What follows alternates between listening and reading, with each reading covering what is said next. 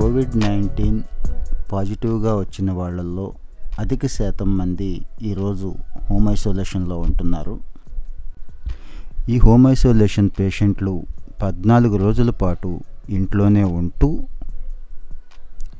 Virus తన నుంచి ఇతరులకు వ్యాపింపచేయకుండా ప్రత్యేకమైన జాగ్రత్తలన్నీ కూడా తీసుకోవాల్సి ఉంటుంది. వీళ్ళు ఎట్టి పరిస్థితుల్లోనూ ఇల్లు దాటి బయటికి రాకూడదు. ఇవన్నీ చేస్తారు అని భావించే సంబంధిత మెడికల్ ఆఫీసర్ గారు వీరికి హోమ్ ఐసోలేషన్ ఇవ్వటం జరిగిందనే విషయం గుర్తుంచుకోవాలి. ఇలా హోమ్ ఐసోలేషన్లో ఉంటున్న వాళ్ళు అన్ని నిబంధనలు పాటిస్తున్నారా, ఇంట్లోనే ఉంటున్నారా, వాళ్ళ ఆరోగ్యం ఎలా ఉంది అనేది పరిశీలించడం కోసం ప్రతి ఏఎన్ఎంకి కూడా ఏఎన్ఎం ఏపీ హెల్త్ మొబైల్ యాప్లో హోమ్ ఐసోలేషన్ అనే మాడ్యూల్ ఇవ్వటం జరిగింది. ఈ మాడ్యూల్ ద్వారా ఏఎన్ఎం గారు ఈ హోమ్ ఐసోలేషన్లో ఉన్నటువంటి పేషెంట్లని ప్రతిసారి క్షుణ్ణంగా పరిశీలించి ఈ మాడ్యూల్లో నమోదు చేయవలసి ఉంటుంది.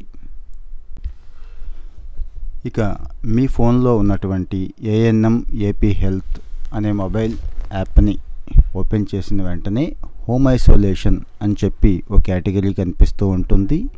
ఆ కేటగిరీ మీద ఒక అంకె కూడా కనిపిస్తూ ఉంటుంది. అంటే మీకు ఈ రోజుకి హోమ్ ఐసోలేషన్లో ఎంతమంది పేషెంట్లు ఉన్నారు, అంటే ఎంతమందిని మనం రోజు విజిట్ చేయవలసి ఉంది అనే దాన్ని ఆ అంకె చూపిస్తూ ఉంటుంది. ప్రతి ఏఎన్ఎం కూడా ఆ అంకె ప్రకారం, అంటే అక్కడ 5 ఉన్నా 10 మంది ఉన్నా వారిని రోజు సందర్శించి వారి స్టేటస్ని ఈ మాడ్యూల్లో అప్డేట్ చేయవలసి ఉంటుంది.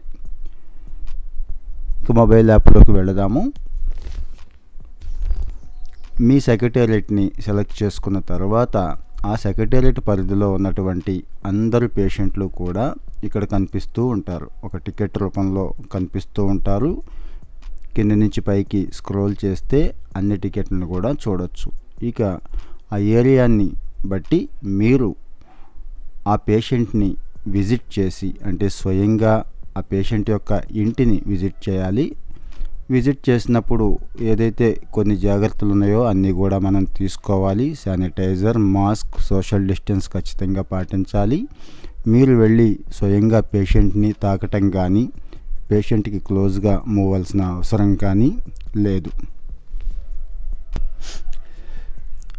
ఇంకా పర్టికులర్గా ఒక పేషెంట్ టికెట్ మీద క్లిక్ చేసిన తర్వాత కొన్ని వివరాలు అడుగుతుంది. అవన్నీ కూడా నమోదు చేయవలసి ఉంటుంది. ప్లీజ్ ఆన్సర్ ఫాలోయింగ్ అని ఇక్కడ మెన్షన్ చేయడం జరిగింది. అతనికి టెంపరేచర్ ఎంత ఉందో అడగండి. స్వయంగా అతను చెప్పిన టెంపరేచర్ని ఇక్కడ నమోదు చేసుకుంటాం. అలాగే ఆక్సిజన్ శాచురేషన్ ఎంత ఉంది అనేది అడగండి. శాచురేషన్ అంటే ఐడియల్గా ఎంత ఉంది, అటు ఇటు తిరిగినప్పుడు ఎంత ఉంది అని 2 రకాలుగా అడుగుతారు. మీకు అందరికీ తెలిసిందే. SpO2 చూసుకోవడానికి పల్స్ ఆక్సిమీటర్లు ఉన్నాయి. వాటి ద్వారా చూసుకోవచ్చు. అతను ఏ నెంబర్ అయితే చెప్పాడో ఆ నెంబర్ని దూరం నుంచి మీరు గమనిస్తూ దాన్ని నమోదు చేయండి. అలాగే టెంపరేచర్ కూడా థర్మామీటర్లో అతన్ని చూసుకొని చెప్పమనండి. ఇవన్నీ కూడా హోమ్ ఐసోలేషన్లో ఉన్నటువంటి వారికి ఒక కిట్ రూపంలో ఉండాలి. కాబట్టి హోమ్ ఐసోలేషన్లో ఉంటున్న వాళ్ళు ఈ పరికరాలను మెయింటైన్ చేస్తున్నారు కాబట్టి తెలుసుకోవడం కష్టం కాదు.